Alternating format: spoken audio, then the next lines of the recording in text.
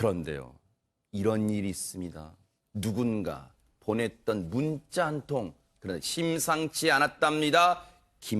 최단비 변호사님. 네, 2019년 6월 2일 오후 8시 37분경이었습니다. 경기도 오산의 한 모텔에서였는데요. 네. 20대 여성이 숨진 채 발견이 됐습니다. 아이고. 여성이 사인이 무엇인가 아직 파악이 되기 전에 발견이 된 상태였는데 네. 이 발견된 상태를 봤을 때 이 여성 20대 여성이었는데 옷이 모두 벗겨져 있었고요. 어허. 목이 졸린 흔적이 발견됐습니다. 뭔가 끔찍한 강력 사건의 이 분위기가 감지가 되는데요. 당시 어떤 상황이었을까요? 모텔 관계자분의 얘기 들어보시고 이어가 보도록 하겠습니다. 여자분만 놔두고 나가는 게 좀 이상하긴 하더라고요. 그래서 저희 청소하시는 여자분한테 들어가서 확인을 해보라고 했더니 심상치 않아가지고 이제 전화를 했죠. 119에다. 그런데요, 앞서도 말씀드렸지만 김호인 변호사님, 이 여성 뭔가 일이 있기 전에 문자 한 통을 보냈다면서요.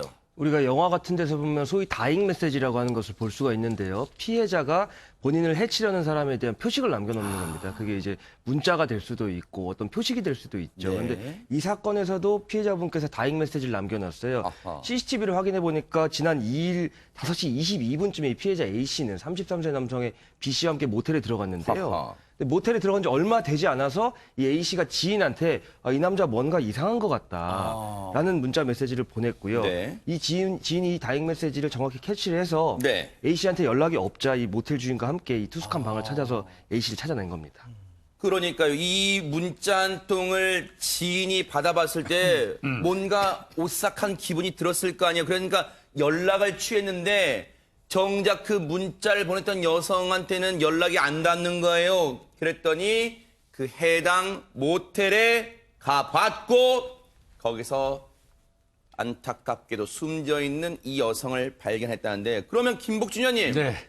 딱 봐도 같이 있던 남성이 뭔가 끔찍한 행동을 했을까요? 어떻게 봐야 될까요? 아니, 당연히 그렇게 볼 수밖에 없겠죠. 네. 이 사람들이 처음에 들어간 시간은 6월 2일 날 오후 5시 22분 두 사람이 네. 30대 남자하고 투숙한 거예요. 네. 이 여성이. 그리고 잠시 후에 자신의 지인한테 문자 보내서 이 남자 이상하다. 이 남자 이상하다는 얘기를 봐서는 뭐 여러분들 뭐 다 아시겠지만 서로 평소에 만나던 연인 관계는 아닌 겁니다. 이 두 사람은 채팅 앱을 통해서 만나가지고 이제 아마 같이 투숙하게 된 사람들인 걸로 보여지고요. 네네.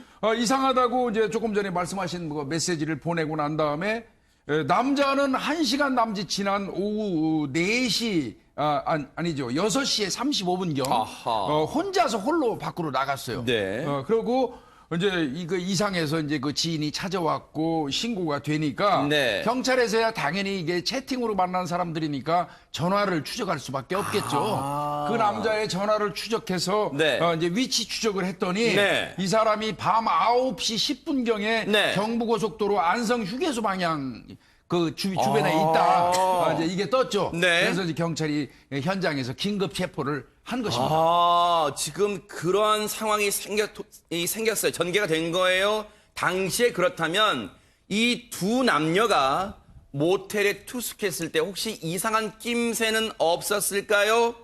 경찰의 얘기 들어보시고 이어가 보도록 하겠습니다.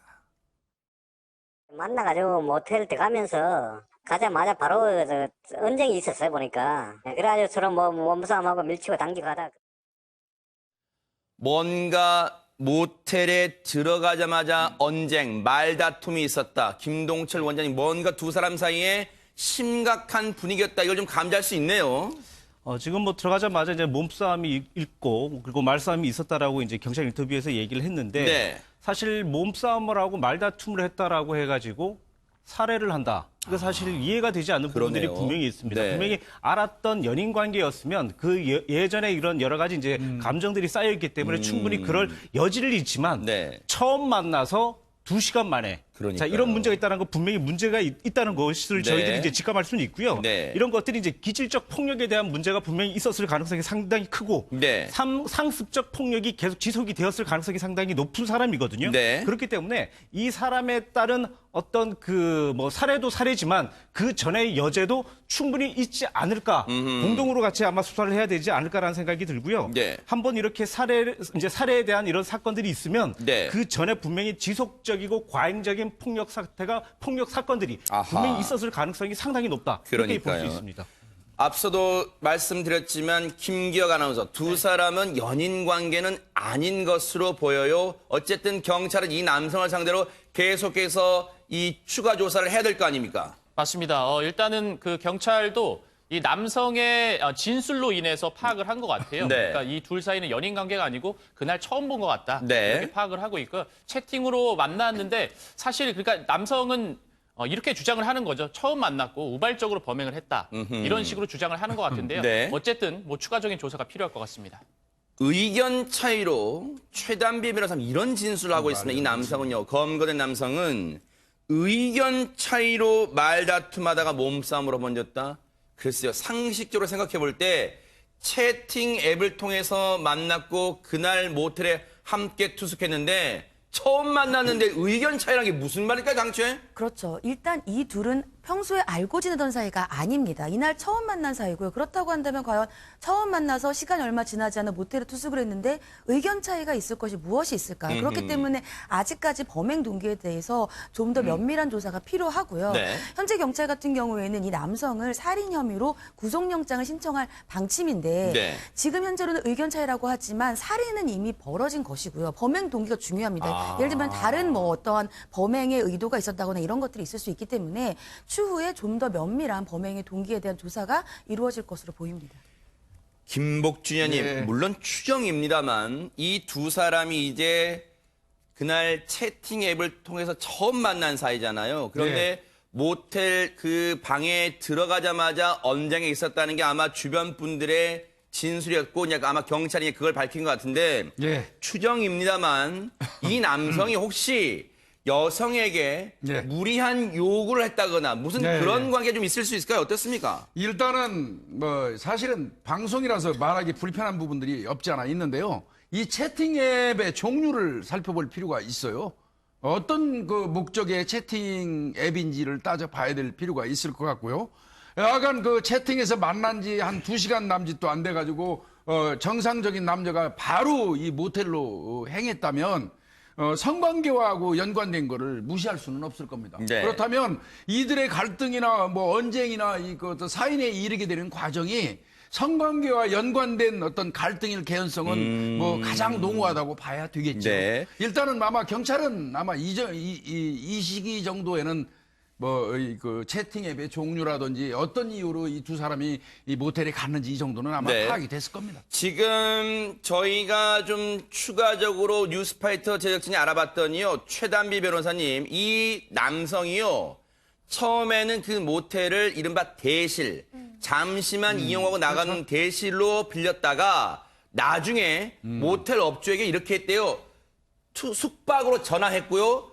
그도 모자라서 장기 투숙으로 전환할 테니 이 방을 치우지 마시오 라고 업주한테 얘기를 했대요. 혹시 이렇다면 앞서 경부고속도로 안성유구에서 검거됐잖아요. 혹시라도 범행 후에 도주할 시간을 벌기 위해서 혹시 저렇게 했나요? 하는 생각도 해볼 수 있을 것 같습니다. 그렇죠. 물론 이제 부검을 통해서 사망의 시간을 봐야겠지만 저런 일련 행위들이 저 장기 투숙으로 전환하기 전에 이미 이 살해의 범행이 끝났고 이 피해자는 사망했을 가능성이 농후합니다. 그렇기 때문에 그러면 두 가지가 있죠. 첫 번째는 말씀하신 것처럼 도주의 시간을 버는 겁니다. 장기 네. 투숙을 하고 치워달라고 하지 않았을 때에는 이 피해자가 사망한 시신과 또 그 사건의 상황을 아직까지도 파악하지 못하게 하고 시간을 벌고 도주라는 것이고 두 번째에는 조금 끔찍합니다만 증거를 인멸하려고 시도를 했을 수도 있어요. 물론 현재 봤을 때는 증거인멸의 시도가 보이지는 않습니다만 네. 여러 가지 것들로 인해서 뭐 그 안을